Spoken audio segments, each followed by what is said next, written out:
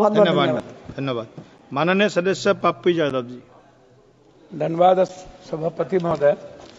सभापति महोदय, जो देश नदियों को सिर्फ नदी समझा, उसने भगवान नहीं माना। वो नदी अच्छा भी रहा, वो नदी दुनिया को जीवन भी दिया, और उस देश ने उस नदी को अपने जीवन के लायक बनाया।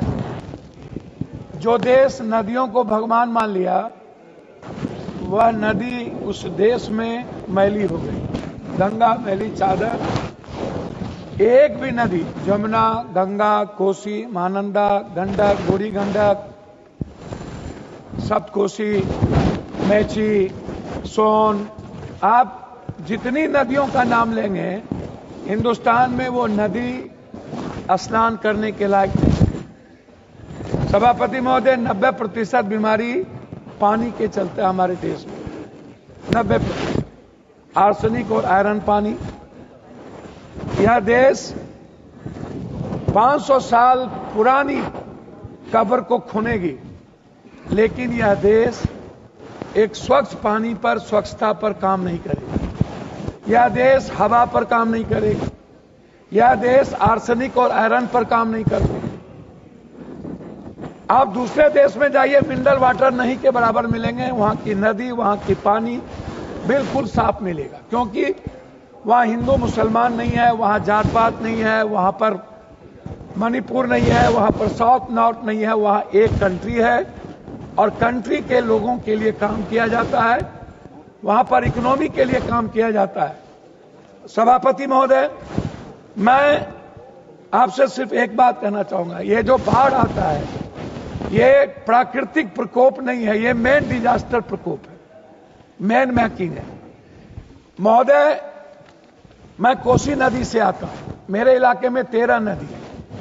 आपसे सिर्फ मैं कहना चाहूंगा कि महोदय, आप इस बात को समझ लें कि जितने नदियां हैं, नदी की जो स्थिति है, जिस पर अभी काम करने की, जल नल योजना, नमामि गंगा कार्यक्रम, जल शक्ति, अटल भूजल योजना, जितनी योजनाएं, जल जीवन हरियाली अभियान के तहत आज तक अटल जी ने नदी जोड़ने की बात की।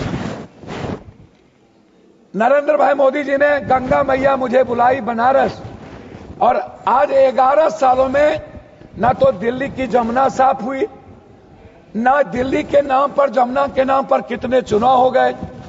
गंगा सफाई के नाम पर प्रधानमंत्री जी 3 बार बनारस के प्रधानमंत्री हो गए। लेकिन यदि आप बनारस के पानी को जाएंगे, देखेंगे, तो वहां की गंगा इतनी प्रदूषित है जिसको आप बता नहीं सकते।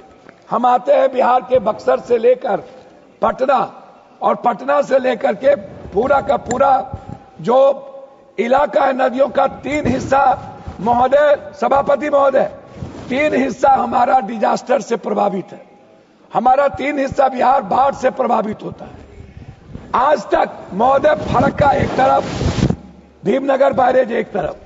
कई बार यह चर्चा हुई कि फरक्का बैरेज को नवीनीकरण करके चौड़ा किया जाए, नदी के गाद को, सेलेटिंग को पहले, सबसे पहले जितनी नदियां हैं, कोसी सबसे विकराल नदी है।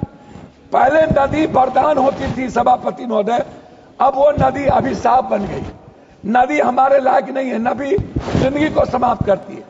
एक तरफ जल जमाव, दूसरे तरफ बाढ़, और जब हम बात करते हैं नदी के गाद की सफाई की, आप उस पर चर्चा नहीं करते हैं। 90% नहर और केनाल, 80% आप पक्काकरण नहीं है।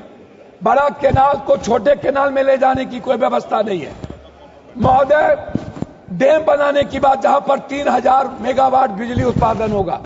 नेपाल जब पानी छोड़ता है, इस बार 6,61,000 क्यूब पानी छोड़ा गया। यदि 7 लाख क्रॉस कर गया होता तो कोसी सीमांचल का एक भी व्यक्ति जिंदा, सभापति महोदय, मैं नहीं बचता। आप इसको जान लीजिए। 7 लाख 8 लाख पानी गया तो हम लोग चले गए। पूरा का पूरा प्रेशर नेपाल का पूरा बैरेज, भीमनगर बैरेज पर पड़ा हुआ है। कभी भी भीमनगर बैरेज टूट सकता है, लेकिन इसकी चिंता नहीं है। हमें हाई डैम बनाने पर हमको जोर देना चाहिए। अब मैं अनंत बस सिर्फ पॉइंट वाइज करके जाता हूं। महोदय, मेरा आपसे आग्रह है कि एक तरफ हम 3 हिस्सा बाढ़ से प्रभावित हैं और एक तरफ हम हमीदनगर अरवल हम कोयला परियोजना जो बन के तैयार है, लेकिन औरंगाबाद जहानाबाद में पानी नहीं जा रहा है। हमीदनगर पुनपुर महोदय जो सबसे इंपॉर्टेंट है और वो उसको समझने की जरूरत है। ये जो जहानाबाद अरवल में पानी हमीदनगर पुनपुन परियोजना के तहत मिलना था, आज तक जिसको स्वर्गीय जगदेव बाबू लाए, लालू जी नीतीश कुमार जी दोनों इसका उद्घाटन किए, अरवल जहानाबाद गया औरंगाबाद में आज तक पानी नहीं गई और इस पानी को पाइप के द्वारा नालंदा ले जाने की बात हो रही है। महोदय मैं लास्ट करना चाहूंगा, मैं लास्ट आता हूं महानंदा बेसिन। महानंदा बेसिन की स्थिति क्या है? महानंदा बेसिन परियोजना ये बहुत ही गलत परियोजना ली गई है।